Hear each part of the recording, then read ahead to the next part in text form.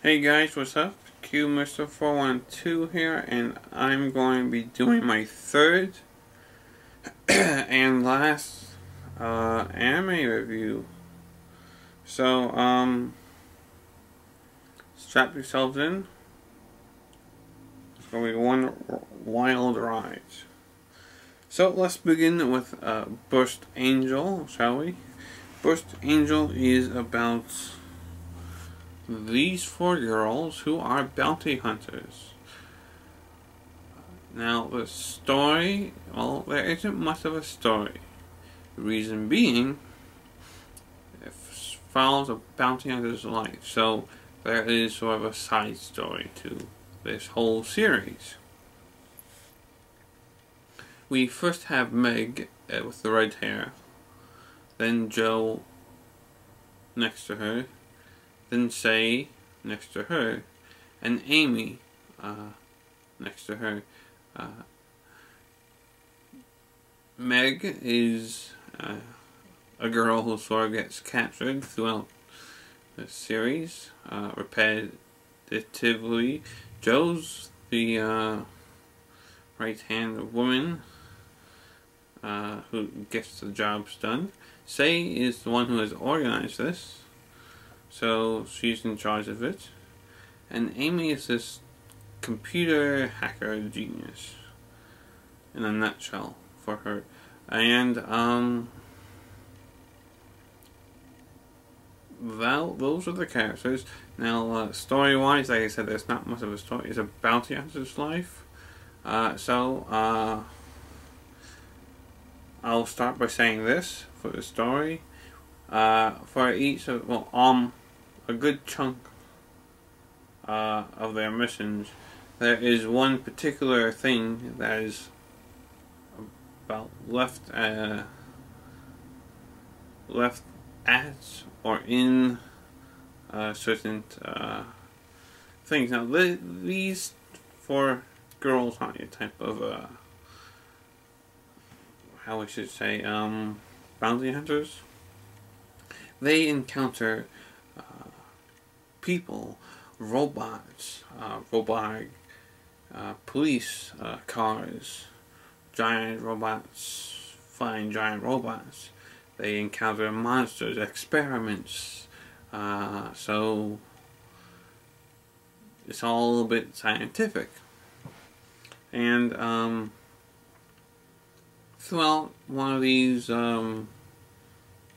missions or bounty hunter contracts, there's always this glowing brain that appears in one of their, you could say, contracts again. So, we sort of find out in the series that this glowing brain is used for,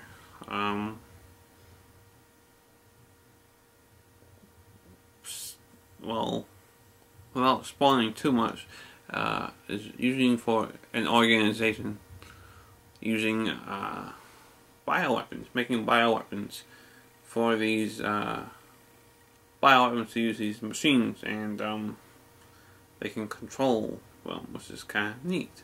So, if you are a person who likes guns, girls,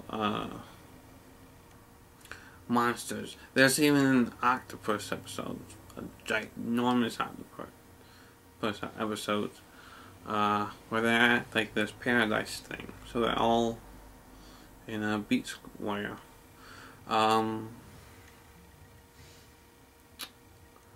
So it's unique. I mean, you don't see it like a 40-foot long octopus that regenerates its tentacles over and over again.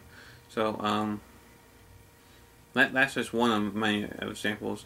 There's also like this big cockroach kind of looking thing. So those are like the type of monsters they'll encounter, and they both have that glowing brain in them. So that's sort of what goes on. In one particular episode, we sort of see the reasons of why and how this all became to be, and we figure out that Joe is one of these bioweapons, and I'm giving you guys too much info, but nonetheless, it's a good series. If you plan to watch it, the opening credits and the ending is credits.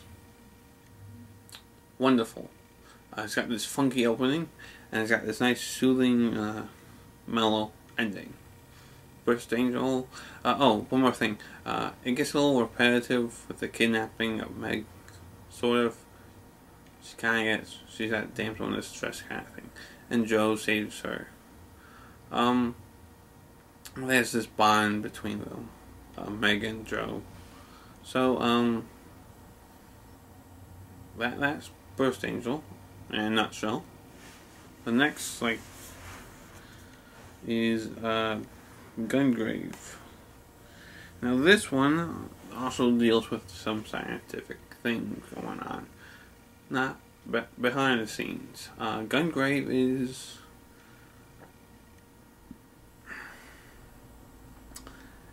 a shoot 'em up anime that is a little bit darker than Burst Angel. So this series is about Brandon Heat.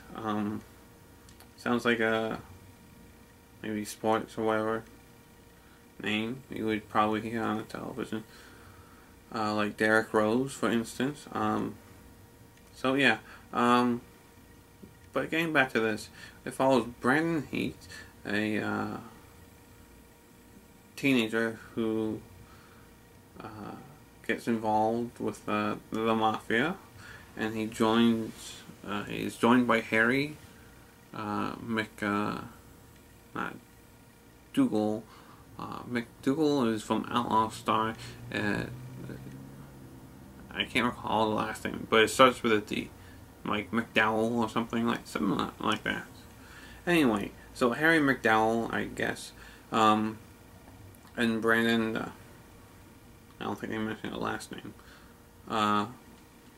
They join the mafia, and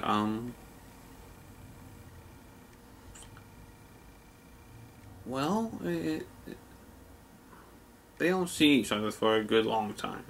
Then they're reunited after a good 4 long months, and then years pass, and they're still working together as good buddies. And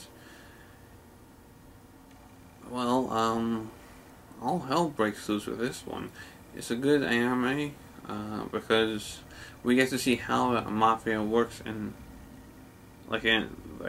this organization called Millennia. Millennia is this gang operation, and this series focuses on Brandon, who comes to a incident while working with his friend Harry, and later on, 13 years later, after the incident, he is awakened by a girl called Mika, and this doctor who has helped him be like this. The series expands 5 to 10 to maybe 20 years down the road. So you're never stuck with one episode. Each episode is fresh, and it never loses its sensibility. So if you do buy it, I would recommend buying it, because you'll see what happens in the past for a good chunk of the episodes, and then you'll see what happens in the present with Grave.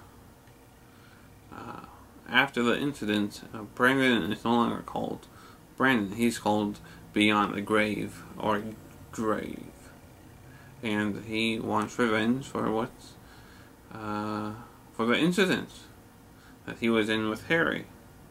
So it's an interesting take on revenge. It's a cool anime, and yes, this getup is kind of neat. You got the hat and everything. That is it. The opening for this is good. I would say, I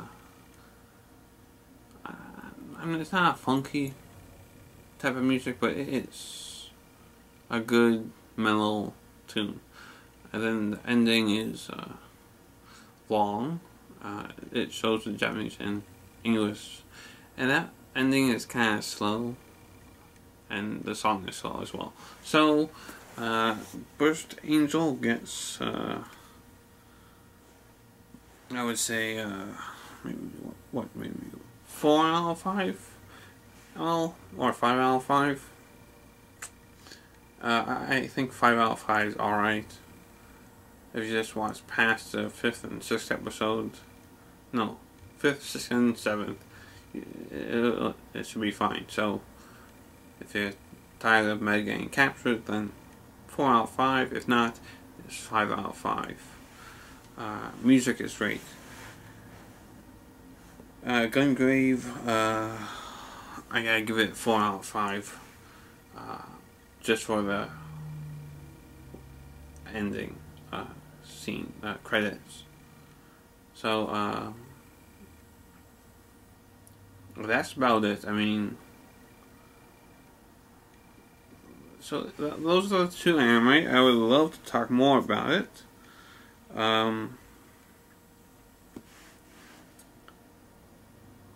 To me, GunGrave is like a Afro Samurai, but Western, East, and then Burst Angel. Well, it's a unique story has a unique backstory that gets revealed at a certain time. It's like a watching a movie. You sort of see what's going on, then the climax hits. Then you're like, this is what's happening. So yeah, that's it for my last anime review. Alright, third and final last nonetheless. Here they are again.